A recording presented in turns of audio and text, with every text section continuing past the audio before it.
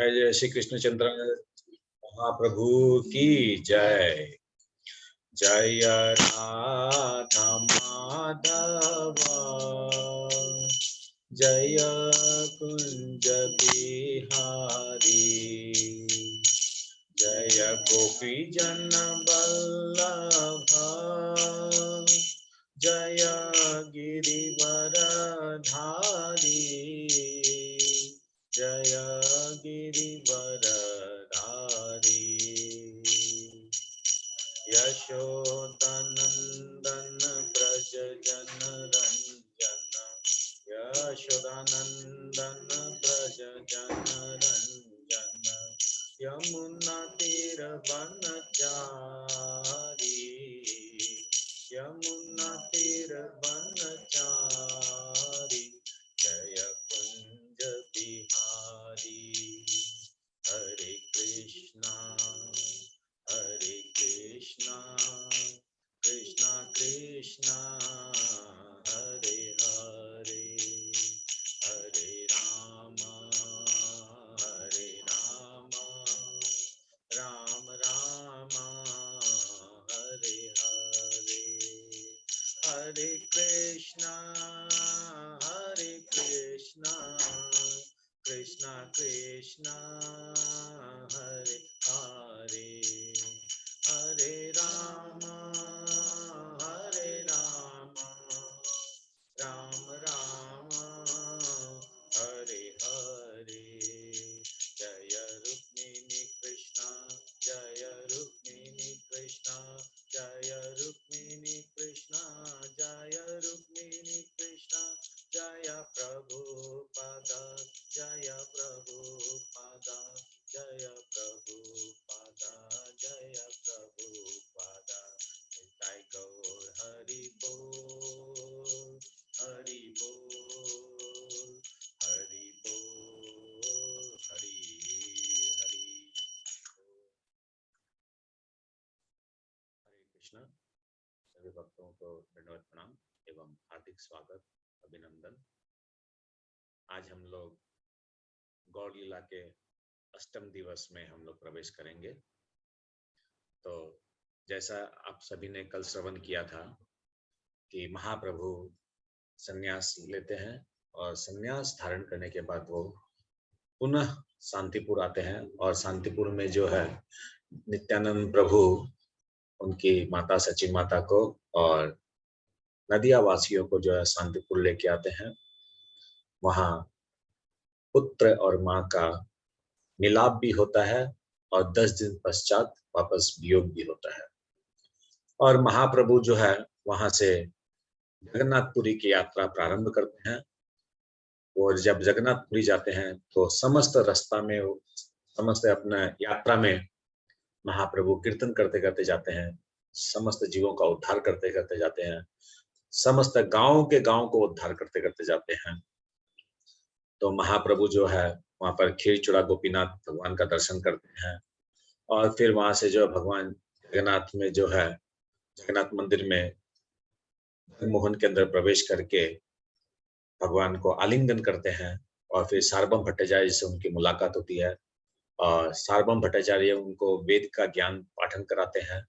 और तत्पश्चात जो अंत में महाप्रभु जो है ये जो मायावादी जो ज्ञान है ये अपूर्ण है, इसको प्रतिष्ठा करते हुए वो सार्वभौम भट्टाचार्य जी को जो है अपना षटभुज रूप का दर्शन कराते हैं। और पश्चात जो है सार्वभौम भट्टाचार्य जी के कहने के ऊपर महाप्रभु जी जो है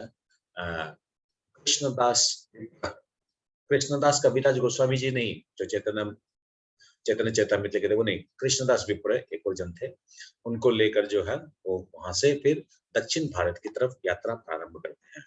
और दक्षिण भारत की तरफ यात्रा जब प्रारंभ करते हैं तो महाप्रभु जो है संपूर्ण रास्ता पे कीर्तन करते करते जाते हैं, सभी जीवों का उद्धार करते करते जाते हैं। और उसी लीला को जो है आज हम लोग श्रवण करेंगे। तो सभी भक्तों से अनुरोध है, कृपया हाथ जोड़कर भगवान को, अपने आराध्य देव को, भगवान को स्मरण करते हुए मेरे साथ बोलिए। ओम नमो भगवते श्री कृष्ण चैतन्य चंद्राय।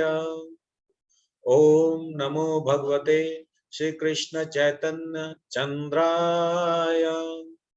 ओम नमो भगवते श्री कृष्ण चैतन्य चंद्राय।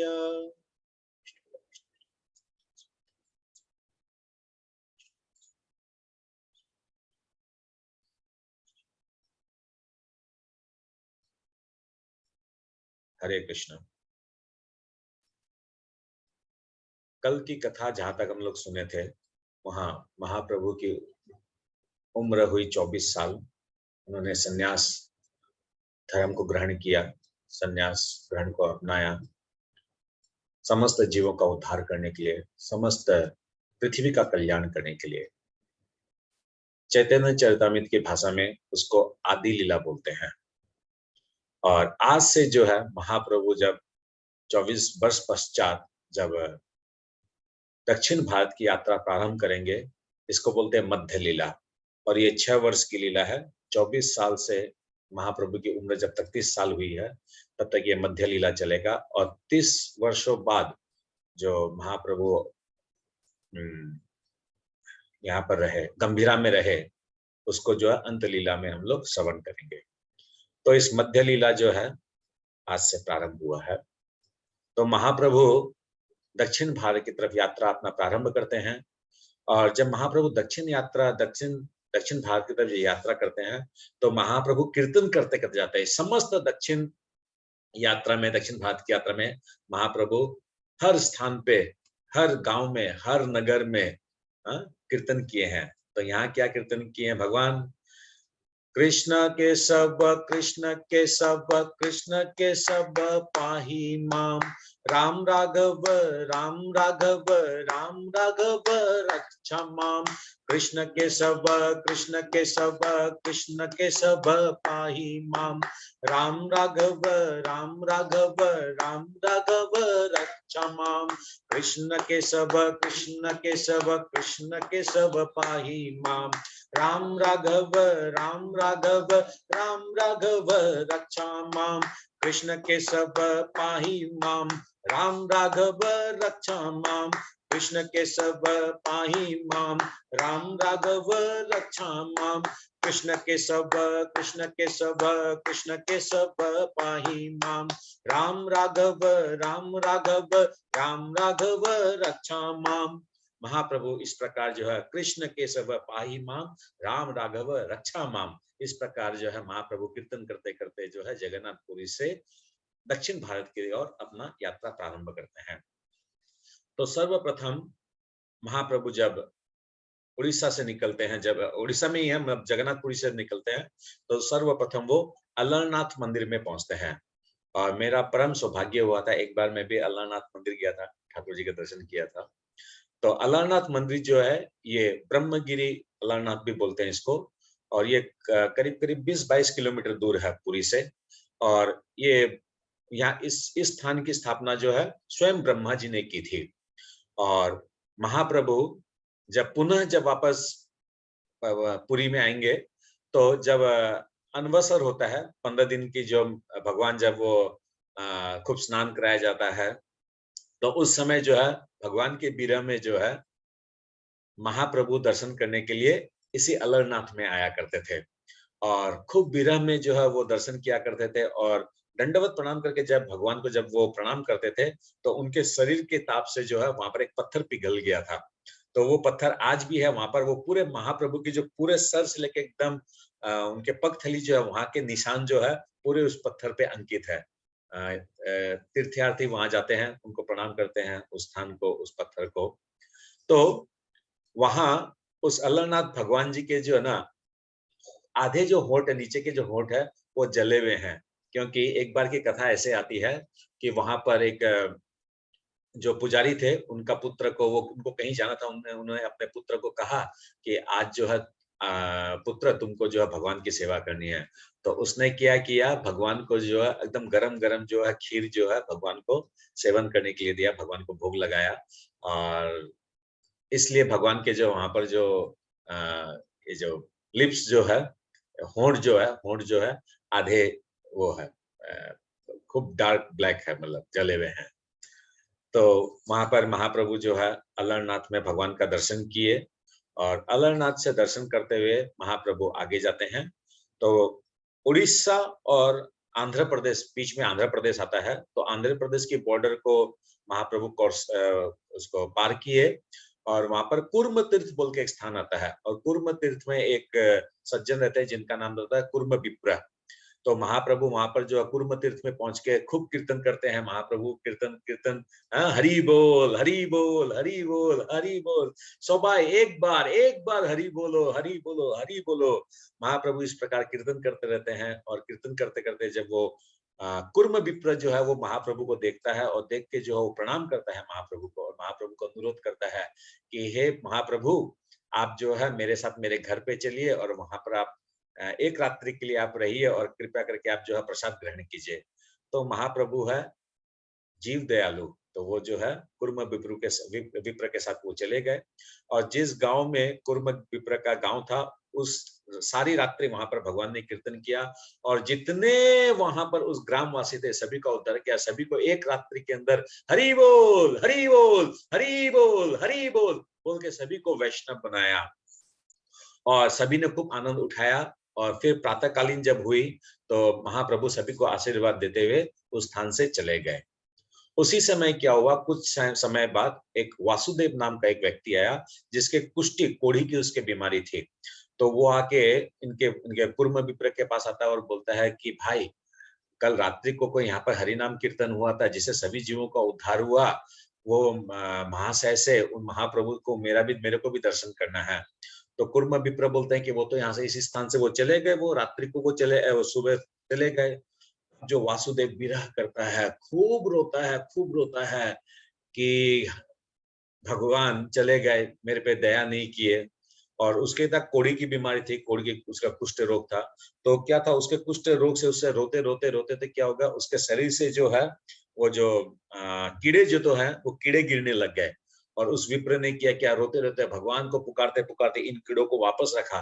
और तब वो कुर्म विप्र ये सब कुछ देख रहा था, तो वो बोला कि हे वासुदेव, आप ऐसा क्यों कर रहे हैं? बोले कि मैंने तो अपना धर्म नहीं निभाया, मैंने भगवान का दर्शन नहीं किया, मैंने अपना भगवान की कृपा प्राप्त नहीं की। कोई बात नहीं है, मैं अपने कर्म का भोग भोग रहा हूँ। तो इसलिए उन कीड़ों को उठा के कम से कम वो जो है मेरे शरीर का पान करे, ताकि मेरे कर्म जो है करते जाएं।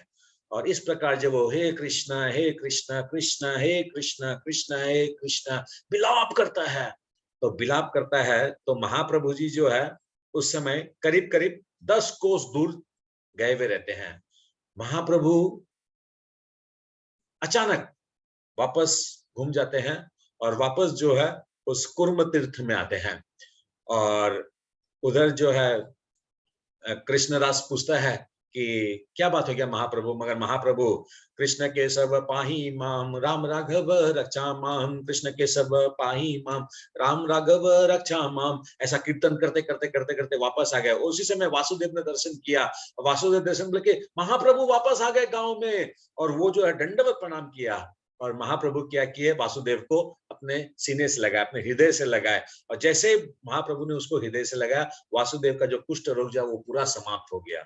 इस प्रकार जो है भगवान जो है वासुदेव का जो कुष्ठ रोग है उसका निवारण किए, उस पे उत्साह उसका जो उद्धार किए।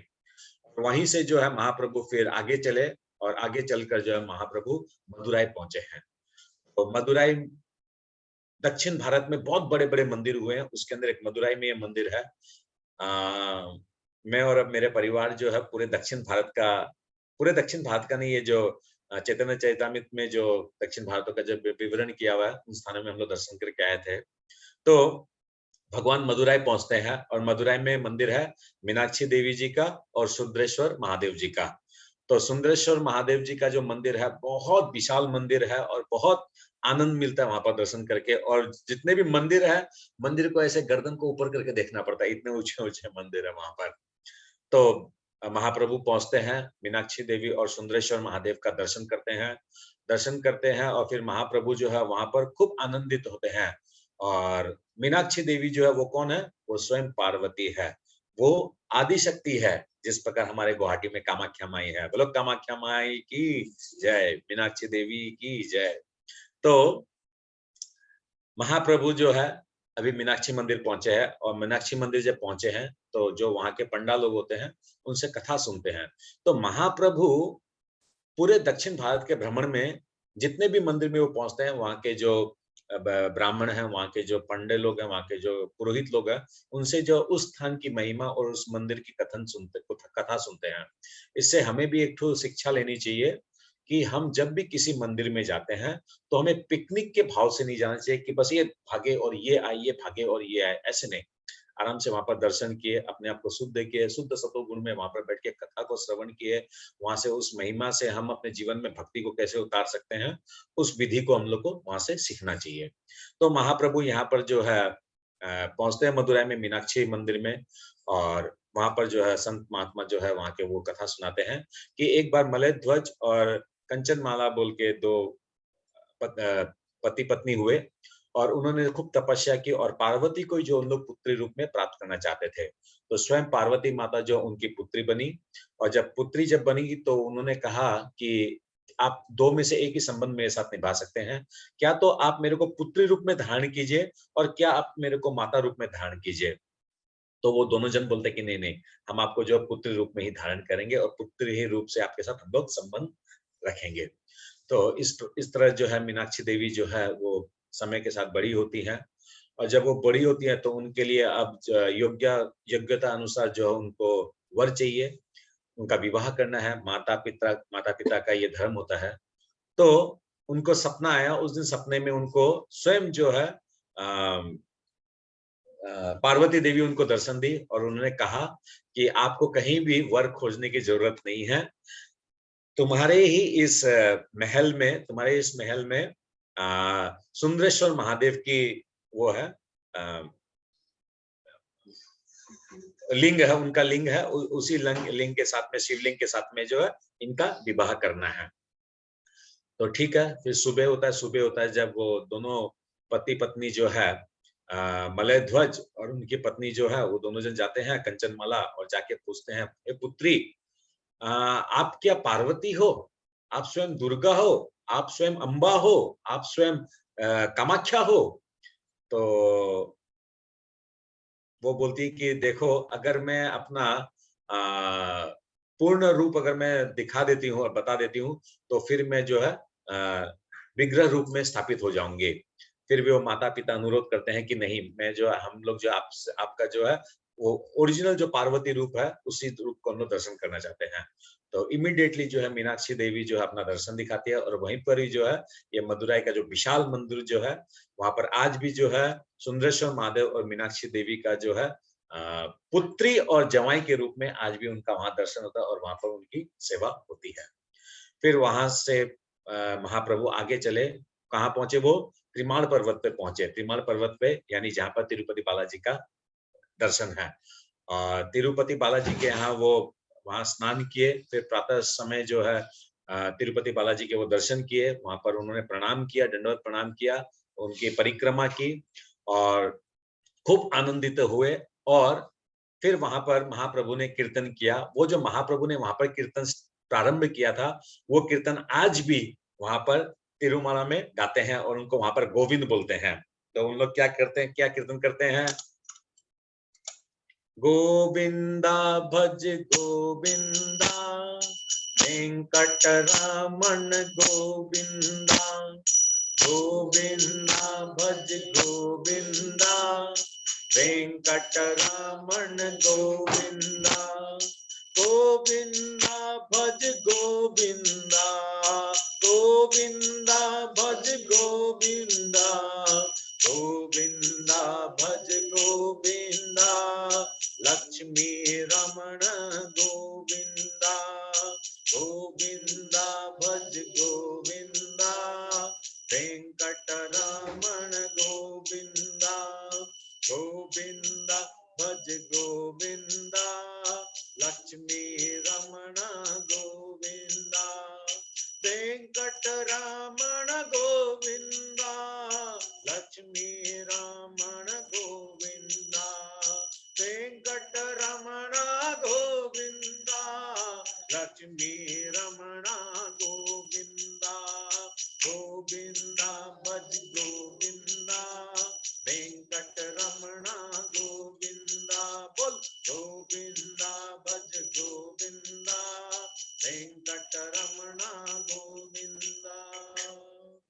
बोलो वेंकट भगवान की जय, पद्मावती मैया की जय।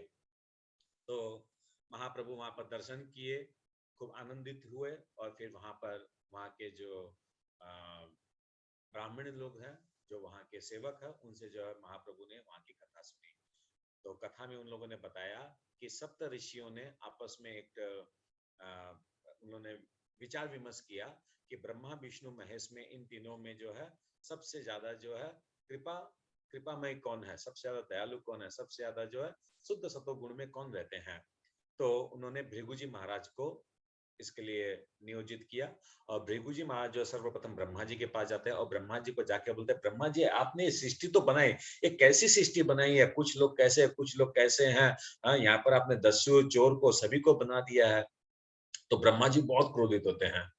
तो भृगु जी समझ जाते हैं और वहां से आगे जाते हैं शिव जी के पास और शिव जी को देख के बोलते हैं कि शिव जी, शिव बाबा, ये आप किस प्रकार का वस्त्र पहनते हैं, आप हर वक्त जो तामसिक गुण में रहते हैं, इस प्रकार से कोई वस्त्र पहनता है क्या आपसे लोग शिक्षा लेंगे, क्या आपसे लोग सीखेंगे। तो शिव जी भी जो है नाराज हो जाते हैं। तब भृगु जी वहां जाते हैं, बैकुंठ जाते हैं, बैकुंठ जाके वहां पर विष्णु के पास जाते हैं। तो वहां पर द्वारपाल जो उनको रोकते हैं और बोलते हैं कि विष्णु जी जो विश्राम कर रहे हैं। तो भृगु जी बोलते हैं, यहाँ पर जो भक्त जो कष्ट में और वहां पर विष्णु विश्राम कर रहे हैं। तो भीतर जाते हैं, देखते हैं विष्णु सच में विश्राम कर रहे हैं। तो क्रोध में आके विष्णु जी के जो है बाएं साइड के जो हृदय छाती का स्थान है, हृदय जो है वहां पर जो जोर से एक पांव का मारते हैं और एक बार नहीं कई बार वो मारते हैं। तब विष्णु भगवान जो है उनकी निद्रा खुलती है, निद्रा नहीं खुलते हैं वो, कुछ अपना सेवा ही करते हैं हम जीवों का और क्या। तो भगवान जो है आंख खोलते हैं और आंख खोल के बोलते हैं उसको कि हे भृगु, तुमको चोट तो नहीं आई, मेरे इस कठोर वज्र जैसे मेरे इस छाती पे तुमने पांव रखा, तुम्हें चोट तो नहीं आई। तो भृगु जी बोले कि हाँ, सबसे दयालु जो है विष्णु भगवान ही है। और उन्होंने खूब उनको प्रार्थना की, उनको प्रणाम किया। मगर लक्ष्मी जी क्रोधित हो गई। क्यों लक्ष्मी जी क्रोधित हो गई? क्योंकि लक्ष्मी जी बाएं अंग में विराजमान करती है और बाएं अंग में जो है भृगु जी ने प्रहार किया। तो लक्ष्मी जी बोलती है विष्णु जी को कि ये तो बहुत गलत बात हो, आप उसको सजा दीजिए। तो विष्णु बोलते हैं कि ये मेरा भक्त है, क्या मैं सजा दूंगा, भक्त भक्त तो मेरे जो बहुत प्रिय होते हैं। तो लक्ष्मी माता जो है बहुत क्रोधित होती है। तो लक्ष्मी माता क्या करती है, बैकुंठ को छोड़ के कोल्हापुर आ जाती है और फिर वहीं पर जो है लक्ष्मी माता जो है अपने आप को जो है सतीदाह करती है, सती रूप में जो है अपने आप को वो करती है। फिर लक्ष्मी जी जो है, सभी देवता लोग प्रार्थना करते हैं कि बैकुंठ तो खाली हो गया, वहां पर तो अब लक्ष्मी है नहीं, तो विष्णु की सेवा कौन करेगा। तो लक्ष्मी माता जो वापस बोलते हो उन लोग को बोलती है, देवता लोग को, कि मैं आकाश राज के यहाँ जन्म लूंगी पद्मावती रूप में और जो पिछला जो मेरा रूप था लक्ष्मी रूप, उस रूप में तो नहीं रहेगा, मैं पद्मावती रूप में रहूंगी। और तब भगवान जो है उनको भी बैकुंठ से आना पड़ा और उन्होंने क्या किया, वेंकट रूप में, वेंकट नाम से जो है एक ग्वाल बालों के घर में जो है उन्होंने जन्म लिया। और फिर बाद में जो है पद्मावती और वेंकट जी का ही जो है विवाह हुआ। और इस विवाह की और बहुत लंबी कहानी है जिसके अंदर वो कुबेर जी से जो है कुछ धन इत्यादि लेते हैं और फिर जो सभी देवता बोलते हैं यही जो है स्वयं विष्णु है। तो इस प्रकार जो है महाप्रभु तिरुपति बालाजी में दर्शन करते हैं और तिरुपति बालाजी से दर्शन करके वो आगे रामेश्वरम जी पहुंचते हैं। तो जब रामेश्वरम जी जो वो पहुंचते हैं तो रामेश्वरम मंदिर के थोड़ा सा और आगे जाकर धनुषकोटी बोल के आता है। धनुषकोटी में जो है उन्होंने स्नान किया। धनुषकोटी आप लोगों को याद होगा, धनुषकोटी में उन्होंने स्नान किया। और रामेश्वरम जी में क्या है कि भगवान राम के अनुरोध करने पर जितने भी अपने परम परम जितने भी दिव्य हमारे स्थान है, देवस्थली है, उन सबको उन्होंने वहां पर बुलाया था। सभी कुंडों का जल वहां आया था। इसलिए रामेश्वरम जी में 22 कुंड है। उन सभी 22 कुंडों में विभिन्न भिन्न प्रकार के जल हैं, कोई मीठा है, कोई गर्म है, कोई कैसा जल है। और सभी जलों में जो है वो वहां के जो पुरोहित जो पंडित लोग हैं उन लोग अनुरोध करने पे उन लोग एक एक बाल्टी से ऐसे स्नान करवाते हैं प्रातःकालीन। और ऐसा 7 दिन चलता रहता है। और हमने सुबह इस प्रकार स्नान किया था और फिर उसी फिर भीगे कपड़ों से जो है रामेश्वरम जी के दर्शन करने के लिए जाने पड़ते हैं। और वहां पर क्या आप अपने घर से अगर कोई गंगा जल लेके आए या वहां से भी आप अगर जल लेके आए तो उन पंडा को हाथ में देने से फिर उन लोग जो है रामेश्वरम जी की सेवा करते हैं। तो इस प्रकार जो है उन्होंने रामेश्वरम जी का दर्शन किया और खूब आनंदित हुए और खूब जो महाप्रभु वहां पर कीर्तन किए, बहुत कीर्तन किए। क्या कीर्तन किए महाप्रभु ने? शिव शिव शिव शिव शंकरा, जय जय जय रामेश्वरा। शिव शिव शिव शिव शंकरा, जय जय जय रामेश्वरा। शिव शिव शिव शिव शंकरा, जय जय जय रामेश्वरा। शिव शिव शिव शिव शंकरा, जय जय जय रामेश्वरा। शिव शिव शिव शिव शंकरा, जय जय जय शुक्रेश्वरा। जय जय जय शुक्रेश्वरा, जय जय जय रामेश्वरा।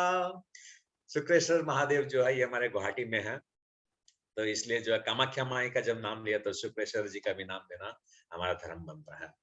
बोलो शुक्रेश्वर देव की जय। तो महाप्रभु जो है वहां पर कीर्तन किए, शिव शिव शिव शिव शंकरा। और फिर जो है वहां के पुरोहितों से जो उन्होंने कथा सुनी, तो वहां के पुरोहितों ने बताया कि एक बार जो है भगवान श्री रामचंद्र जी जब रावण सीता मैया को हर के ले गया, तो उनको इस सागर को पार करना था, तो इसलिए अगस्त मुनि जी कहा कि यहाँ पर जो है आप हमारे शिव जी की यहाँ पर पूजा कीजिए, क्योंकि शिव जी गुरु तत्व है और रावण जो है माया तत्व है। रावण जो है अंधकार तत्व है। उस अंधकार पे विजय प्राप्त करने के लिए एक गुरु की आवश्यकता होती है। इसलिए जो है अगस्त मुनि ने कहा कि यहाँ पर जो है शिव जी की पूजा की जाए, और तब क्या होगा, गुरु तत्व प्रसन्न होंगे और हम जो है रावण को वध करने में आसान। क्योंकि रावण बहुत ज्ञानी था और शिव जी का भक्त था वो। तो अब अगस्त मुनि बोलते हैं, इधर हनुमान जी को बोलते हैं। तो अच्छा, ये कथा जो मैं भी जो सुनाने जा रहा हूँ, ये कथा रामेश्वरम जी के पंडा लोग बोलते हैं। ये वहां की कथा है, उनके श्री मुख से ये कथा बोलते हैं उन लोग। तो उन लोगों ने सर्वप्रथम जो है रामचंद्र जी को फिर पूजा करना, तो अब शिव जी कहाँ से लाएं, तो हनुमान जी को भेजे। तो हनुमान जी जो एकदम हिमालय पे चले गए वो, और वहां पर जो है शिव शंभु जो है वो ध्यान कर रहे हैं। तो उनकी जब ध्यान भंग होगी तब वो वहां से शिवलिंग को लेके आएंगे। तो इन द मीन टाइम जो है काफी समय हो रहा था, तो अगस्त मुनि बोले कि अभी पूजा तो हम लोग को करना पड़ेगा, हनुमान जी को आने में भी काफी समय लग रहा है, और हम लोग एक पुजारी भी चाहिए, और पुजारी चाहिए जो शिव जी का परम भक्त हो, जो खूब ज्ञानी हो, हाँ, सेव्य हो, शिव जी का सेव्य हो, वही ये इसकी स्थापना करेगा। तो क्या किया जाए, तो फिर सब लोग, कौन है ऐसा, तो अगस्त मुनि बोलते कि तो स्वयं रावण है, रावण से बड़ा ज्ञानी और बुद्धिमान तो कोई है नहीं। तो क्या किया जाए, तो फिर क्या किया, इसको जामवंत जी को भेजा जाता है। जामवंत जी वहां जाते हैं, जामवंत जी जाके रावण को अनुरोध करते हैं और बोलते हैं कि आप जैसा पंडित तो कोई है नहीं। तो रावण को अच्छा लगता है कि जीवन में किसने पहला बार मुझे पंडित कहा है। तो बोले कि और कौन पूजा कराएगा, कौन है, तो बोलते कि ऐसे ऐसे जो है भगवान श्री रामचंद्र जी पूजा कराएंगे। तो रावण बोलते कि ठीक है। तो उनकी धर्मपत्नी, ये तो गठजोड़ा से पूजा होगा, तो उनकी धर्मपत्नी, तो बोले धर्मपत्नी तो बाबा आपके यहाँ है। तो रावण बोले कि ठीक है, मैं कोई इसमें विघ्न नहीं डालूंगा। सीता को जो है जितने देर वो पूजा चलेगी उतना देर सीता जो है उस पूजा में रहेगी, और तत्पश्चात जो है वो रहेगी मेरे मेरे अंडर में, मेरे कब्जे में रहेगी, किंतु पूजा करेगी। इसलिए आप लोग रामेश्वरम जी जो भी जाएंगे, आप लोग देखिए रामेश्वरम जी भगवान का जब उन लोग वो वो फोटो जब देते हैं, आप अपने घर ले जाइए, उसमें उसमें देखिएगा सीता मैया जो है रामचंद्र के साथ पूजा कर रही है रामेश्वरम जी का। तो उसके बाद क्या किया जाए, क्या बोल रहा था मैं, हाँ, तो सीता जी को जो है रावण जो है वहां पर लेके आए, और अभी जो हनुमान जी इधर विलंब कर रहे थे, तो क्या किया जाए, तो रावण बोलता है कि जो सागर की जो मिट्टी है उसी को ही एकत्रित करके उसी से ही जो है इसको शिव जी का शिवलिंग बनाया जाए, और उसी की ही पूजा हुई फिर। और फिर अब जो है रावण पूजा समाप्त हो गई, और रावण जो जितने भी श्लोक गाए, वो सारे श्लोक किसी के बोले हुए श्लोक नहीं थे। उसने श्लोक वही स्वयं बनाकर उन श्लोक से स्तुति की, जिससे भगवान राम बहुत प्रसन्न हुए। और फिर भगवान राम जब पूजा समाप्त हो गई, तो शिव जी बोले कि मैंने जो पूजा की विधि सही कराई कि नहीं कराई, इसको आप जानने के लिए रामचंद्र जी आप स्तुति कीजिए, और इसमें स्वयं जो है शिव जी प्रकट होंगे। और ठीक वैसे ही हुआ, वहां पर स्वयं शिव जी प्रकट हुए, बहुत खुश हुए, बहुत आनंद हुआ। और रावण को भगवान दक्षिणा देने के लिए चाहे, तो रावण को ही पूछे कि रावण बोलो तुमको क्या दक्षिणा चाहिए।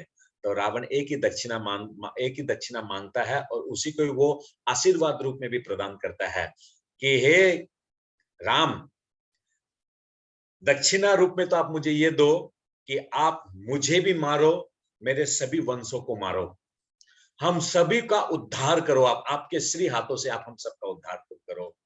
और आशीर्वाद रूप में वो श्री रामचंद्र जी को दिए, क्योंकि दक्षिणा जब दिए हैं तो ब्राह्मण को आशीर्वाद भी देना पड़ेगा। तो रावण ने आशीर्वाद दिया कि हे राम, आप जिस कारण से इस पूजा को किए हो ये आपका सिद्ध हो।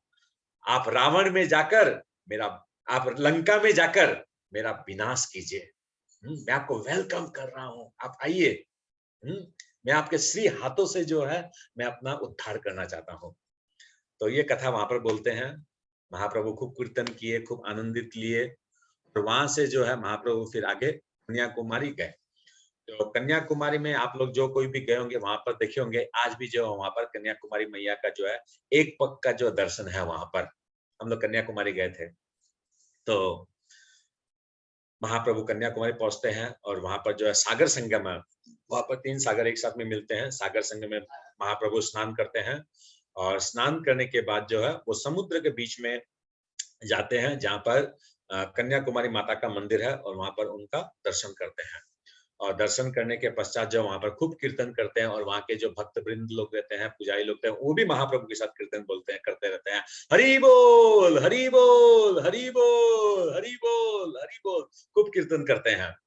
अब कीर्तन करने के जो वहां के जो पुजारी गण रहते हैं वो कथा सुनाते हैं। तो बोलते हैं बानासुर नाम का एक असुर था, तो उसने जो है शिव जी की प्रार्थना की और शिव जी उसके प्रार्थना से बहुत प्रसन्न हुए और शिव जी ने उनको बोला कि वरदान मांगो बानासुर। तो बानासुर बोला कि मैं कभी नहीं मरूं, ऐसा मुझे वरदान, मैं अमर रहूं। तो भगवान बोले, शिव जी बोले कि नहीं, ये तो वरदान तुम्हें नहीं दे सकता हूँ, ये तो वरदान तुम्हें नहीं मिलेगा, मैं खुद ही अमर नहीं हूँ, मैं तुमको कैसे अमर कर दूं। ब्रह्मा जी भी अमर नहीं, इसलिए ब्रह्मा जी भी अमर का वरदान नहीं देते हैं। तो क्या किया जाए? तो बानासुर खूब सोचता है कि कुंवारी कन्या जो होती है, कन्या अपने जो बोलते हैं ना विवाह में अपने जो कन्या दान जो बोलते हैं, कन्यादान, एक्चुअली में कन्यादान शब्द का मतलब है कन्या जो होती है वो 8 वर्ष 9 वर्ष तक ही वो कन्या होती है। उसके बाद जो है वो एक अलग कैटेगरी में, युवती वो अलग कैटेगरी में चली जाती है, तो वो कन्या होती है। तो वो सोचे कि ठीक है, ये अब मैं अगर ऐसा मांग लूं कि कोई कन्या ही मेरा वध कर सके, ऐसा आप मेरे पे ये दान दे दीजिए, आप मेरे पे ये कृपा कर दीजिए कि कोई कन्या ही मेरा वध कर सके, ठीक है। तो इधर जो बानासुर का बहुत अराजकता उसकी फैलती है। तो उस समय जो है स्वयं दुर्गा मैया को देवी देवता लोग जाके प्रार्थना करते हैं और देवी देवता जो है खूब शक्तिशाली रूप में कन्या रूप में जो है यहाँ पर कन्याकुमारी में पधारती है। और अब जो है ये जो कन्या जो है ये तपस्या करती है एक पांव पे खड़ी होकर, किसके लिए? शिव जी को प्राप्त करने के लिए। तो सभी देवता लोग सोचे कि अगर ये शिव जी को अगर प्राप्त कर लेगी तो ये तो मुश्किल हो जाएगा। कन्या तो विवाहित होने से फिर वापस बनासुर का ये जो जो प्रलय जो वो फैला रखा है ये बढ़ता जाएगा। तो कन्याकुमारी जब जाते हैं ना, उसके 10 किलोमीटर पहले ही शिव जी का एक मंदिर आता है। यही वो शिव जी का जो है वहां पर उनसे विवाह करना चाहती थी। तो वहां पर नारद जी पहुंच जाते हैं और नारद जी जो है वहां पर भागवतम का पाठ भगवान कृष्ण की जो है वाणी बोलने लग जाते हैं। तो शिव जी तो वही भगवान के मस्त मोले मस्त भक्त, तो वो जो अब कथा में आनंद ले रहे हैं और इधर जो है उन वो जो अनुरोध कर रही है माता, उस बात को वो ध्यान नहीं दे रहे हैं, वो अपने कथा में आनंद ले रहे हैं। वहां क्या हुआ, देवता लोग बानासुर के पास गए और बानासुर के जाकर बोलते हैं, बानासुर तुम ये जो उत्पात जो मचा रहे हो, उत्पात तो तुम बाद में भी कर लेना। एक खूब सुंदर कन्या है जो कन्याकुमारी में जन्म ली है और खूब तपस्वी है, क्योंकि तुम चाहते कि मैं अगर जब मरूं और किसी तपस्वी कन्या से ही मैं मरूं, तो वहां पर है तुम उससे विवाह करो, नहीं तो वो शिव जी से विवाह कर लेगी। तो वो बानासुर जो है वहां कन्याकुमारी में आता है और वहां पर जो है मैया जब साधना करती है, जब तपस्या करती है, उस टाइम उनका भंग करता है और तब जो है मैया उसका बानासुर का वध करती है। इस प्रकार जो है कन्याकुमारी में खूब सुंदर जो है वहां पर भगवान ने दर्शन किए और वहां से जो है कन्याकुमारी से महाप्रभु आगे चले, तब वो सिद्ध बट पहुंचे। तो सिद्ध बट में जब वो पहुंचे तो वहां पर एक खूब कीर्तन किए। सिद्धवट, सिद्धवट जो सब स्वयं नारायण ने बहुत बड़ा वट वृक्ष है, वहां पर जो उन्होंने खूब कीर्तन भजन किया। तो वहीं पर एक ब्राह्मण बैठा हुआ था, वो राम भक्त था, बहुत राम जी का भक्त था, बहुत बड़ा भक्त था। तो वहां से वो दर्शन कर रहा था महाप्रभु का, और दर्शन महाप्रभु को फिर विनय करता है कि महाप्रभु आप मेरे घर पे चलिए और वहां पर जो है आप प्रसाद ग्रहण कीजिए। तो महाप्रभु कीर्तन करते हैं, सारी रात्रि कीर्तन करते हैं, सभी गांव वालों का उद्धार करते हैं। अब सुबह होता है तो वो ब्राह्मण जो है भगवान को अब कुछ प्रसाद खिलाने के लिए, तो प्रसाद के लिए तो निमंत्रण किया, तो प्रसाद तो कुछ खिलाना पड़ेगा।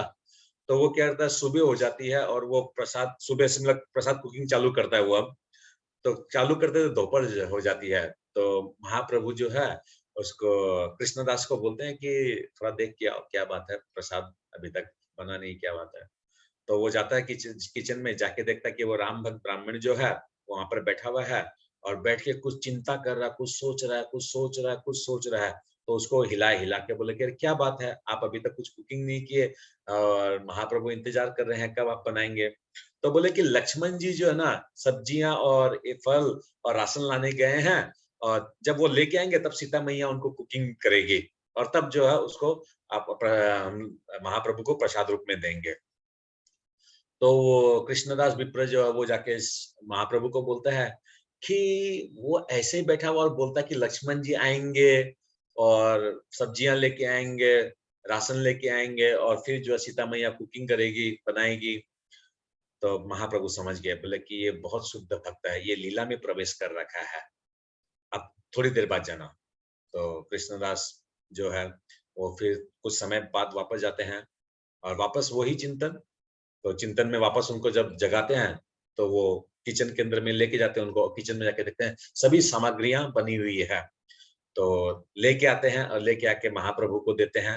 महाप्रभु को जब देते हैं तो वो वहां से चिल्लाता है, अरे देखो रावण सीता को ले गया, रावण सीता को ले गया, अभी भी मतलब वो भाव में है, रावण सीता को ले गया। महाप्रभु बोलते हैं, नहीं नहीं नहीं नहीं नहीं नहीं ब्राह्मण, रावण सीता को कभी नहीं ले आ सकता है, सीता एक वैष्णवी है, उसने जो है सीता को कभी नहीं ले आ सकता, उसने माया सीता को लेके गया है। तो महाप्रभु वहां पर उसको समझाए, और समझाने के बाद महाप्रभु आगे चले श्रीरंगम की तरफ। श्रीरंगम की तरफ जब जा रहे थे तो बीच में ही गांव में उन्होंने देखा एक जगह जो है राम कथा चल रही थी। तो राम कथा में जाके वो बैठ गए महाप्रभु, और भाग्यवश क्या हुआ, वही प्रसंग चल रहा था, सीता हरण का कथा चल रहा था। और वहां पर जो वक्ता थे उन्होंने यही कहा कि जो सीता जो थी वो मूल सीता को नहीं लेके गया था, वो माया सीता को हरण करके लेके गया था। तो कथा खत्म हुई, कथा खत्म होने के बाद महाप्रभु उनके पास गए और उनको जाके बोले कि प्रभु आपने जो अभी जो एक कथा कही, इसका कोई प्रमाण है, कोई शास्त्र प्रमाण है। तो जो कथावाचक थे उन्होंने दिखाया कि ये शास्त्र प्रमाण है। महाप्रभु वहीं से वापस लौट के गए, वापस लौट के जाकर उस भक्त के यहाँ गए और भक्त के यहाँ जाकर उसको दिखाया कि देखिए मैंने जो आपको जो कहा था, वो जो माया सीता थी, क्योंकि महाप्रभु उद्धार करना चाहते थे उसका। क्योंकि जो मानसिक रूप से सेवा कर रहा है, जो इतना तन्मयता से भगवान की सेवा कर रहा है, कहीं उसका अपराध नहीं हो जाए, कहीं वो ये समझ ले कि सीता मैया को जो है रावण उठा के ले गया, रावण ने हर के ले गया, रावण उनको अशोक वाटिका में रखा, वो विभिन्न जो जो दस्यु जो देवियां लोग थी उनके साथ सीता मैया थे। ऐसा नहीं है, वो माया सीता थी। हाँ, मूल रूप से सीता जो थी वो भगवान राम के साथ साथ ही रहती है, साथ ही रहेंगी वो। तो इसका जो प्रमाण दिए महाप्रभु, और प्रमाण देने के बाद ये तो हमारे सिद्ध हो जाता है इस इच्छा से कि शास्त्र प्रमाण जो है वो श्रद्धा से ऊपर है। श्रद्धा जो है वो कभी विचलित हो सकती है, मगर जब शास्त्र प्रमाण है, भगवत गीता से प्रमाण है, भागवतम से प्रमाण है, चैतन्य चरितामृत से अगर प्रमाण है, तो वो हम वैष्णवों के लिए, हम भक्तों के लिए वो एक्सेप्टेबल है। इसलिए इस्कॉन के फाउंडर आचार्य श्रीपाद ऐसी भक्ति वेदांत शिला प्रभुपाद जी ने जब भी अपनी कथा कही है, जहां कहीं भी उन्होंने प्रवचन दिया है, जब भी उन्होंने प्रचार किया है, उन्होंने हमेशा जो है इस चीज पर ज्यादा स्ट्रेस डाला है कि शास्त्र प्रमाण होना चाहिए। उन्होंने हमेशा कोट किया है, कहाँ से वो बोल रहे हैं, किस श्लोक से बोल रहे हैं, कहाँ ये लिखा हुआ है। तो हमें भी जो है इस इसको अपनाना चाहिए, इस चीज को हम लोग को सीखना चाहिए। महाप्रभु वहां से आगे बढ़े, तो थोड़ी दूर महाप्रभु गए थे, वापस जब उनको शास्त्र प्रमाण देके जब वापस आए तो थोड़े दूर वो आगे चले, तो महाप्रभु एक मंदिर में पहुंचते हैं, वहां थोड़ा विश्राम करते हैं।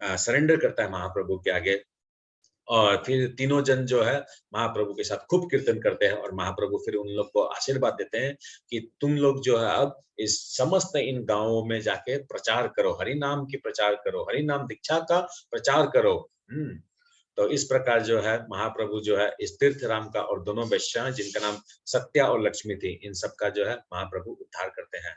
देखिए इस कथा में एक चीज हम लोग को मालूम चलता है, कहीं तो महाप्रभु ने दर्शन के माध्यम से उद्धार किया है, कहीं महाप्रभु ने हरिनाम के माध्यम से उद्धार किया है, कहीं महाप्रभु ने अपने स्पर्श से उद्धार किया है, कहीं महाप्रभु के चिंतन करके ही किसी का उद्धार हुआ है, किसी को महाप्रभु ने अपने ज्ञान के माध्यम से उद्धार किया है, और कहीं जो है महाप्रभु शिष्य बन के उद्धार किए हैं। तो महाप्रभु जो है इस पृथ्वी में, इस जगत में एकमात्र उनका उद्देश्य है, वो है जीव उद्धार। सिर्फ मात्र जीव उद्धार के लिए जो है महाप्रभु ये इन सभी लीलाओं को कर रहे हैं। तो इस प्रकार जो है तीर्थराम का उद्धार किए और फिर महाप्रभु जी जो है आगे चलते चलते श्रीरंगम जी पहुंचे। श्रीरंगम जी त्रिची बोल के तमिलनाडु में पड़ता है, त्रिची बोल के, त्रिची में आप लोग गए थे तो त्रिची में श्रीरंगम जी का मंदिर है। श्रीरंगम जी जो है ये भारत का सबसे बड़ा विशाल मंदिर है श्रीरंगम में, और यहाँ पर जो है रंगनाथ स्वामी भगवान का दर्शन है। तो रंगनाथ स्वामी भगवान का दर्शन के लिए महाप्रभु जो है स्नान करते हैं, स्नान करने के बाद जो है गर्भगृह में दर्शन करते हैं, वहां जाकर देखते हैं विशाल विष्णु, विष्णु का दर्शन करते हैं। और ये विष्णु कौन है? गर्भोदक्षाय विष्णु है, और उनके नाभि कमल से जो है ब्रह्मा जी की उत्पत्ति हुई है। तो महाप्रभु दर्शन करते हैं, दर्शन करके खूब आनंदित हो, खूब गदगद होते हैं, खूब आनंदमय होते हैं। और वहां के जो भक्तगण रहते हैं उनसे वहां की कथा सुनते हैं। तो कथा जब सुनते हैं तो वहां के ब्राह्मण बताते हैं कि भगवान के आदेश अनुसार ब्रह्मा जी ने सृष्टि को कंप्लीट कर लिया, और सृष्टि करने के बाद वो गए गर्भोदक्षाय विष्णु के पास में और जाके प्रार्थना की कि हे विष्णु, हे भगवान, मेरे लिए अब क्या आज्ञा है? आप अगर मेरे पे कृपा करना चाहते तो कृपा आप जो है आप स्वयं, मैं आपकी सेवा करना चाहता हूँ। तो गर्भोदक्षाय विष्णु क्या किए, स्वयं अपने ही शरीर से जो है रंगनाथ भगवान को वो किए, प्रकट किए और ब्रह्मा जी को दिए। तो ब्रह्मा जी जो है रंगनाथ भगवान की जो बहुत सेवा की, बहुत सालों सालों तक सेवा की, और तत्पश्चात जो उन्होंने उसी विग्रह को इक्ष्वाकु को दे दिया। और इक्ष्वाकु जो है उस विग्रह को लेकर अयोध्या चले गए, जहां पर भगवान श्री रामचंद्र के जो पूर्वज लोग जो है उसी रंगनाथ जी की उन लोग सेवा करते थे। यही वो भगवान रंगनाथ जी जिनकी उन लोग सेवा करते थे। और भगवान जब रावण को मारने के बाद, जब 14 वर्षों बाद जब वापस जब अयोध्या आते हैं, तो भगवान बहुत आनंद में रहते हैं, बहुत उमंग रहती है, और भगवान जो है सभी को आशीर्वाद देते हैं। और हनुमान जी, जितने जामवंत है, जितने भी भगवान के परिसर लोग परिसर जो रहते हैं, उन सबको भगवान आशीर्वाद देते हैं। उन सब ने कुछ भगवान सभी को कुछ न कुछ देते हैं कि तुम मांगो, तुम भी मांगो, तुम भी मांगो, इस प्रकार जो भगवान सबको देते हैं। फिर उसी पंथ में विभीषण आता है। तो विभीषण से भी भगवान बहुत खुश होते हैं। भगवान बोलते हैं विभीषण को, मांगो विभीषण, तुम्हें क्या चाहिए? तो विभीषण बोलते हैं कि भगवान, मुझे तो और कुछ ज्यादा, मुझे और कुछ नहीं चाहिए, मुझे आप सिर्फ मुझे एक चीज दीजिए। बोले क्या? मुझे आप अपना ये श्रीरंग जी का विग्रह दीजिए। तो विभीषण जो है उस श्रीरंग जी का विग्रह को लेकर चल पड़ता है। तो सभी देवता लोग सोचते हैं कि ये तो अभी लंका ले जाएगा, तो क्या किया जाए? तो सभी कोई भगवान से प्रार्थना करते हैं, और इस प्रकार लीला होती है कि उनको वो ठीक यहाँ पहुंचते हैं, श्रीरंगम के आसपास में पहुंचते हैं, त्रिची पहुंचते हैं, और उस टाइम वो खूब जोर से उनको लघु शंका आती है। और जैसे लघु शंका आती है तो क्या करते हैं, उस विग्रह को वो एक स्थान पे रखते हैं, और उसी स्थान पे रखने के कारण जो है वहां पर रंगनाथ जी जो है उसी जगह पे उन्होंने स्थापित हो जाते हैं। और वही रंगनाथ जी का जो है खूब सुंदर वहां पर पूजा होती है, उनका विग्रह की सेवा होती है, और बहुत आनंद लगता है, बहुत आनंद लगता है ना। और वहां पर क्या, ये पैंट शर्ट इत्यादि पहन के नहीं जाने देते हैं, तो धोती पहनना पड़ता है। तो हम तो वैष्णव वस्त्र में थे, और मेरे घर वालों को फिर वो धोती वोती वहां से खरीदना पड़ा। और फिर हम लोग ने वहां पर, हाँ, माताओं लोग को भी साड़ी कंपलसरी है, वो कोई स्कर्ट स्कर्ट ये सब नहीं चलता है। फिर वहां पर हम लोग ने खूब सुंदर तरीके से भगवान का दर्शन किया। तो इस प्रकार जो है भगवान वहां पर दर्शन किए, और दर्शन करने के बाद जो है संध्या कालीन जब समय हुई, तो महाप्रभु जो है वहां पर आरती स्टार्ट हुई, वहां पर मंदिर में, रंगनाथ जी के मंदिर में जो है आरती स्टार्ट हुई। अब जब आरती स्टार्ट हुई तो उसी समय जो है महाप्रभु वहां पर कीर्तन करने लग गए। खूब व्याकुल महाप्रभु उन्माद होकर झरझर आंसू गिर रहे हैं, आवेग में होकर जो है महाप्रभु वहां कीर्तन कर रहे हैं। खूब उत्तम प्रेम उनमें उत्पन्न हुआ। और उसी भी समय जो वहां पर वेंकट वेंकट भट्ट जी आए। वेंकट भट्ट जी जो है वो वहां पर क्या थे, आचार्य थे, वो वहां पर संध्या आरती की सेवा करते थे। वो आए तो वो देखे कि ऐसे कोई एक सन्यासी आए हैं, वो कीर्तन भजन कर रहे हैं। और थोड़ी देर बाद जो है, जब वेंकट भट्ट जब सेवा कर रहे थे, भगवान की आरती जब कर रहे थे, तो उनके मन के, उनके हृदय के अंदर में जो है, वो जो गौर रूप जो है, जो सन्यासी का जो रूप था, वो गौर रूप उनके अंदर आया। तो वो आंख खोल के देखे, तो जिनकी वो पूजा कर रहे हैं, वो वेंकट भगवान की जगह तो वहां पर महाप्रभु है, और जो कीर्तन कर रहा है वहां वेंकट भगवान है।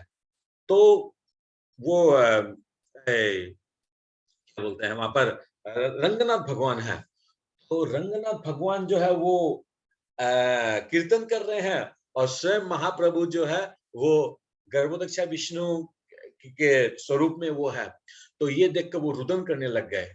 हाँ, वेंकट जी उस वहां पर पूजा करते करते बीच में जो व्याकुल हो गए, और उन्होंने जो है आरती समाप्त कर कर भगवान की जो माला पुष्प जो हार है, उसको प्रसाद रूप में महाप्रभु को पहनाए, और महाप्रभु बहुत आनंदित हुए और बहुत वो कीर्तन भजन किए। तो जब भजन कीर्तन किए, करते करते करते करते खूब कीर्तन हो रहा है, खूब कीर्तन हो रहा है, सभी को आनंद प्रदान हो रहा है। हरि बोल हरि बोल हरि बोल हरि बोल हरि बोल हरि बोल हरि बोल हरि बोल हरि बोल हरि बोल हरि बोल हरि बोल हरि बोल हरि बोल। खूब हरि बोल हुआ, खूब कीर्तन हुआ, खूब आनंद हुआ। फिर वेंकट भट्ट जी जो उनको प्रणाम करते हैं और बोलते हैं कि हे महाप्रभु, हाँ, आप मेरे पे कृपा कीजिए, बगल ही में जो है मेरा घर है, बेलागुड़ी ग्राम बोल के स्थान है, वहां आप चलिए, और वहां पर जो आप प्रसाद पाइए। तो महाप्रभु बोलते ठीक है। तो महाप्रभु जो है कृष्णदास के साथ में जो है बेलागुड़ी ग्राम पहुंचे, और बेलागुड़ी ग्राम में जो है सारे रात्रि जो है महाप्रभु ने खूब कीर्तन किया, सभी पूरे के पूरे ग्राम वासियों का उद्धार किया। महाप्रभु पूरे दक्षिण लीला के अंदर में, दक्षिण भारत की लीला के अंदर में सभी ग्राम में जहां जहां वो गए, सभी ग्राम में एक रात्रि में सभी का उद्धार किया, सभी को वैष्णव बनाए हैं, सभी पे अपनी कृपा दृष्टि की है महाप्रभु ने। तो यहाँ पर जो है बेलागुड़ी ग्राम का आज उद्धार किए महाप्रभु। और बेलागुड़ी का उद्धार जब कर रहे थे, खूब कीर्तन भजन कर रहे थे, तो वापस जब प्रातः समय हुआ, तो वो जब आए उनके घर में, तो वो देखे कि एक 10 साल 12 साल का एक बच्चा है, जिसका नाम है गोपाल भट्ट। तो ये गोपाल भट्ट कौन है? ये गोपाल भट्ट जो है, ये वेंकट भट्ट जी के पुत्र है। वेंकट भट्ट जी के 3 पुत्र थे, उनमें से ये बड़ा पुत्र था गोपाल भट्ट। तो गोपाल भट्ट जो है, इनका महाप्रभु उनको देखते हैं, और महाप्रभु जो है फिर जो है सुबह हो गई, महाप्रभु वहां से चलने की तैयारी करते हैं। तो जैसे ही चलने की तैयारी करते हैं, तो वेंकट भट्ट आते हैं, वो बोलते हैं कि महाप्रभु, आप जाने की तैयारी कर रहे हैं? आज तो एकादशी है, आज से तो चतुर्मास लग गया है, और सन्यासी लोग तो चतुर्मास में भ्रमण नहीं करते हैं। तो आप कृपा कीजिए, अब ये जो आपका सन्यासी धर्म लेने का जो पहला ये चतुर्मास है, इस चतुर्मास को आप जो है श्रीरंगम में ही रह जाइए। तो महाप्रभु बोले कि ठीक है, श्रीरंगम में रह जाता हूँ। तो महाप्रभु जो वहां पर प्रातः दिन, हर दिन जो है वहां पर कीर्तन भजन करते थे, संध्याकालीन कीर्तन करते थे। और इस तरफ जो है गोपाल भट्ट जो है, वो हर दिन कृष्णदास के इसके श्रीमुख से भगवान की गौर लीला को सुनता था, नदिया लीला को सुनता था, और खूब आस्वादन करता था, खूब आनंद प्राप्त करता था। एक दिन क्या हुआ, ऐसे कथा सुनते सुनते सुनते सुनते जो है गोपाल भट्ट खूब जोर जोर से रोने लग गए, खूब जोर जोर से रुदन करने लग गए। तो गोपाल भट्ट जब रुदन करने लग गए, तो सभी को ने पूछा, भाई क्या हो गया, 10 साल 12 साल का बालक है, क्यों रुदन कर रहे हो? तो वो बोल रहा है कि मैं जो है महाप्रभु के हैं, मैं जो है चैतन्य महाप्रभु का जो है उस संन्यास रूप को, संन्यास जो लीला है उसको दर्शन नहीं कर पा रहा। कर पाया, मैं अद्वैत आचार्य से मिल नहीं पाया, मैं नित्यानंद प्रभु से नहीं मिल पाया, मैं भगवान की उस गौर लीला का स्वादन नहीं कर सका। इस प्रकार वो खूब रोए, खूब रोए, और वैसे ही रोते रोते जो वो रात्रि को सो गए। तो महाप्रभु की विशेष कृपा से जो है गोपाल भट्ट जी को जो है सारी रात जो है पूरी की पूरी गौर लीला जो है, भगवान की पूरी 24 साल की उम्र तक की जो गौर लीला है, वो सारा का सारा जो है महाप्रभु ने उन्हें दर्शन कराया। और दर्शन करा के वो खूब धन्य हुए, खूब व्याकुल हुए, खूब आनंदित हुए, खूब हर्षित हुए। और तभी उन्होंने उसी सपने में देखा कि नित्यानंद प्रभु जो है एक एक करके जो है महाप्रभु के पास ले जा रहे हैं और सबको आशीर्वाद दिला रहे हैं। और जैसे ही गोपाल भट्ट की बारी आई, तो गोपाल भट्ट भी भगवान का दर्शन किए। सब ये इसमें चल रहा है, सपने में चल रहा है। आशीर्वाद जब ले लिए और भगवान ने क्या किया, गोपाल भट्ट के सिर माथे पर दोनों चरणों को रख दिया। और जैसे ही रखा वो जोर से बोल पड़ा, हे गौर हरि, हे नदिया बिहारी, हे गौर हरि, हे नदिया बिहारी। और जैसे बोला वैसे उसकी आंख खुल गई। और आंख खुल गई तो वो देखा कि अरे मैं तो अपने रूम में हूँ। तो वो क्या किया, दौड़ के गया, दौड़ के जाके देखता है महाप्रभु जिस रूम में थे उस रूम में वो पहुंचता है। और पहुंच के जाके देखता है जिस दर्शन को वो कर रहा था वही दर्शन, वही नदिया बिहारी जो है बैठे हुए हैं। तो नदिया बिहारी का दर्शन करते वो जाके उनको प्रणाम किया, दंडवत प्रणाम किया, महाप्रभु के जो है चरणों को पकड़ लिए। और चरणों को पकड़ के खूब जोर जोर से रोने लग गए, रोते रोते रोते रोते रोते रोते महाप्रभु ने क्या किया, वापस जो है आशीर्वाद रूप में दोनों अपने चरणों को गोपाल भट्ट के मस्तक पे रख दिए। गोपाल भट्ट बहुत आनंदित हुआ और वो जो है सर ऊपर करके वापस भगवान का दर्शन करना चाहता है। और अब जो क्या है, जो नदिया बिहारी थे वो अब श्याम बिहारी हो गए। हाँ, कृष्ण रूप में भगवान ने अब उनको दर्शन दिया। तो जैसे कृष्ण रूप का दर्शन किया गोपाल भट्ट जी ने, खूब आनंदित, खूब प्रफुल्लित वापस महाप्रभु को दर्शन किया। और वापस जब सर उठाए तो अब भगवान महाप्रभु का सन्यासी रूप का दर्शन किया। इस प्रकार जो है भगवान ने जो गोपाल भट्ट को अपना गौर रूप भी दिखाया, अपना श्याम सुंदर रूप भी दिखाया और अपना सन्यास रूप भी दिखाया, श्री चैतन्य महाप्रभु रूप भी दिखाया। गोपाल भट्ट बहुत आनंदित, बहुत आनंदित। इस प्रकार जो है महाप्रभु सेवा करते रहे, जीवों का उद्धार करते रहे। और ऐसे करते करते जो है 4 महीने समाप्त हो जाते हैं। और 4 महीने जब समाप्त हो जाते हैं तो महाप्रभु जाना चाहते हैं। तो गोपाल भट्ट खूब रो रहा है, खूब खूब रो रहा है कि मैं भी साथ में जाना चाहता हूँ, मगर उम्र कम है। तो महाप्रभु बोलते हैं नहीं नहीं नहीं, अभी अभी जरूरत नहीं है। अच्छा, इसमें इंटरेस्टिंग बात क्या है, जो वेंकट भट्ट जी रहते हैं उनके पिताजी, वो भी जाने दे देते हैं कि कोई बात नहीं, अगर ये जाना चाहता है इसको जाने दो, ये महाप्रभु की सेवा में जाएगा। तो महाप्रभु समझाते हैं, नहीं वेंकट भट्ट, अभी जो है तुम्हारा पुत्र बहुत छोटा है, इसको आप अपने पास ही रखो और इसको अभी प्रशिक्षण दो, इसको जो है सारे शास्त्रों का इसको ज्ञान इसको उपलब्धि करने दो यहाँ पर। और जब भी आप लोग अपना शरीर को त्याग करेंगे तब इनको जो है वृंदावन दीजिएगा, वहां पर सनातन गोस्वामी जी के आश्रय में रहकर जो है ये आगे जो जिस कारण से मैं ये दक्षिण भारत का भ्रमण किया हूँ उस कार्य को ये वहां जाके सिद्ध करेगा। तो गोपाल भट्ट जी जो है इस प्रकार जो है करीब करीब 20 साल तक जो है श्रीरंगम में और रहे। सारे समस्त शास्त्र विद्याओं को उन्होंने ज्ञान प्राप्त किया। और ज्ञान प्राप्त करके जो है उनके पिताजी का और उनके माता का शरीर जब शांत हो गया तो गोपाल भट्ट जी जो है सर्वप्रथम जो है वो जगन्नाथपुरी गए। जगन्नाथपुरी में महाप्रभु का दर्शन किए और महाप्रभु का दर्शन करके वो वृंदावन पहुंचे। तो वो वृंदावन में जो है यही अभी जो वर्तमान में जो राधा रमन जी है उन्हीं के पास में वो रहते थे। और वहीं पर जो है सेवा करते थे, वहीं वो रहते थे। उस टाइम पर मंदिर नहीं बना था, मंदिर भी नहीं था, विग्रह भी नहीं था।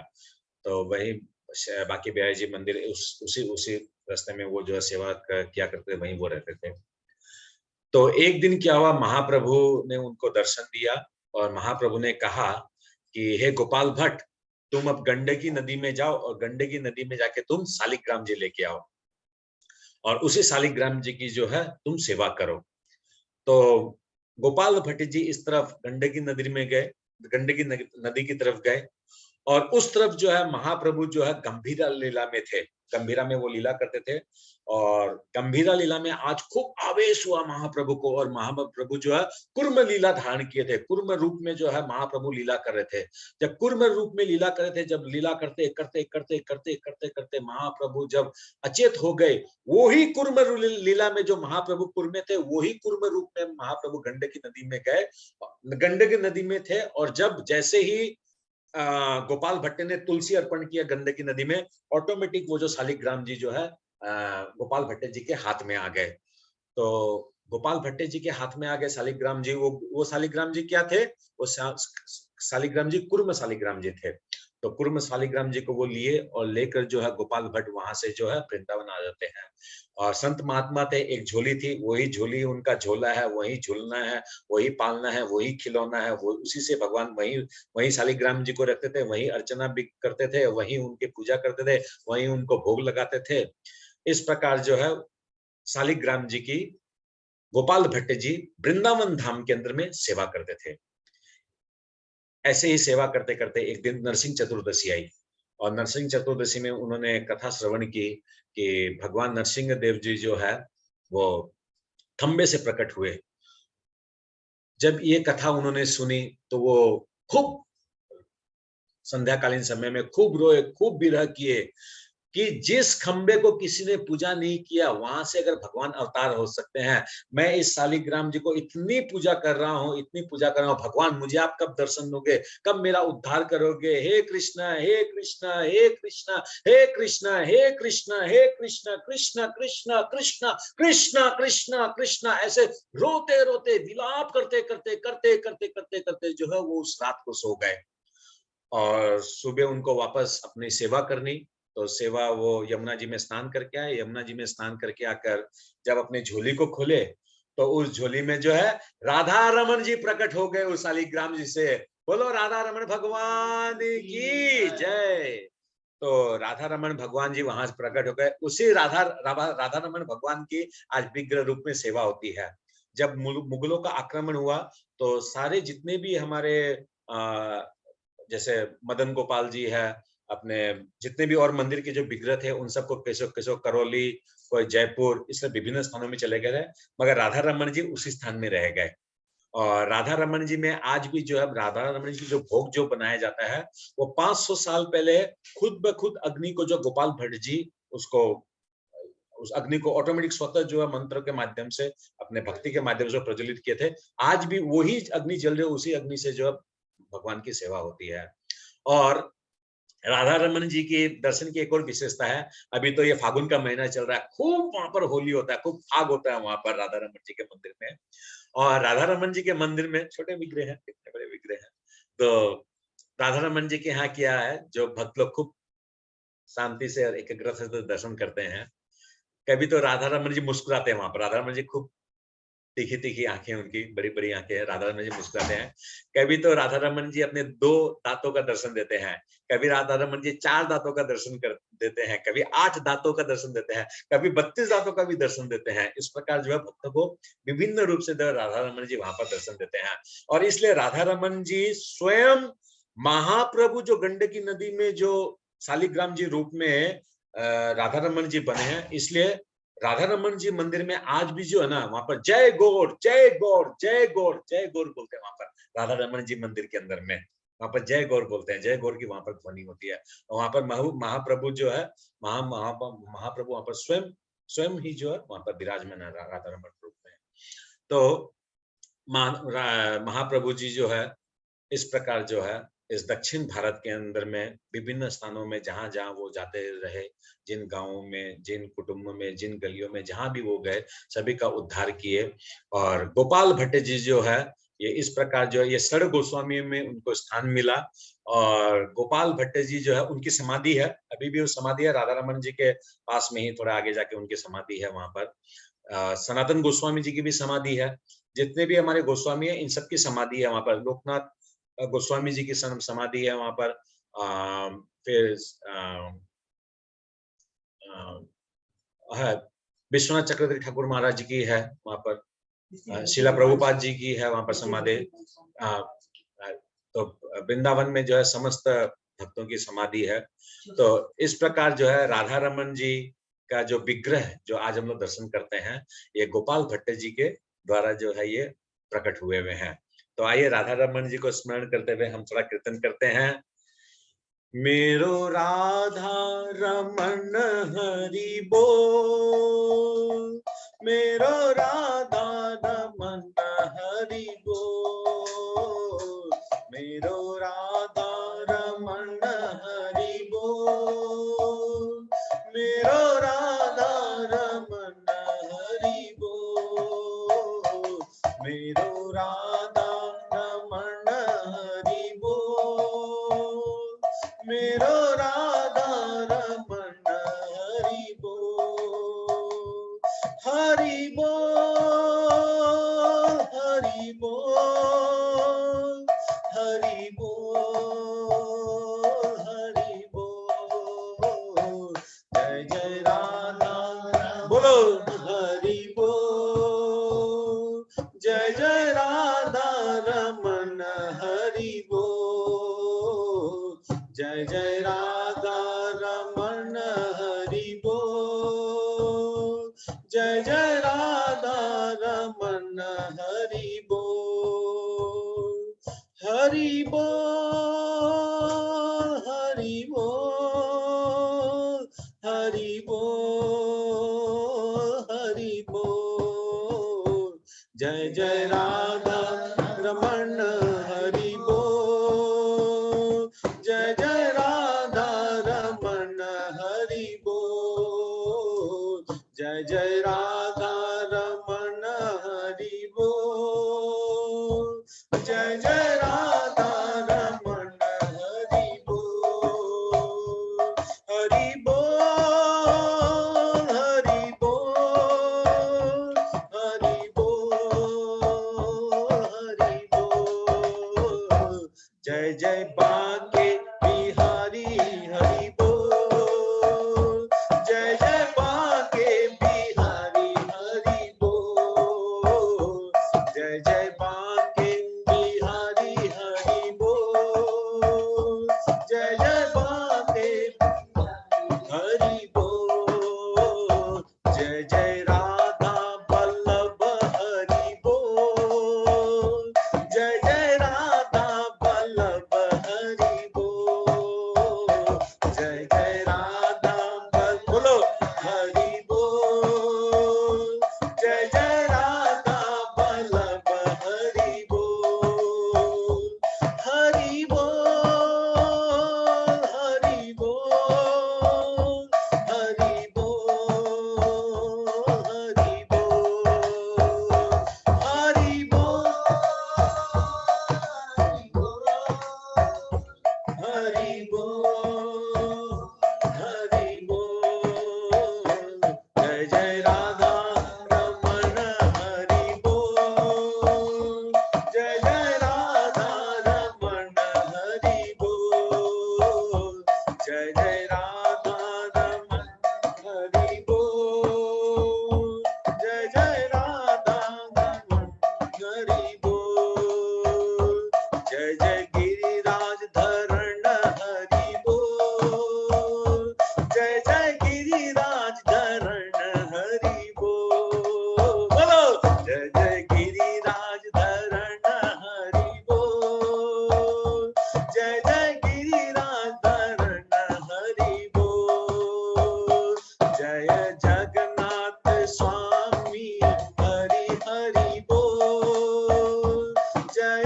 जगन्नाथ स्वामी हरि हरि बोल, जय जगन्नाथ, जय जगन्नाथ, जय जगन्नाथ स्वामी, जय जगन्नाथ, जय जगन्नाथ, जय जगन्नाथ, जय जगन्नाथ स्वामी, जय जगन्नाथ, जय बलदेवा, जय बलदेव, जय बलदेवा, जय बलदेव, जय बलदेवा,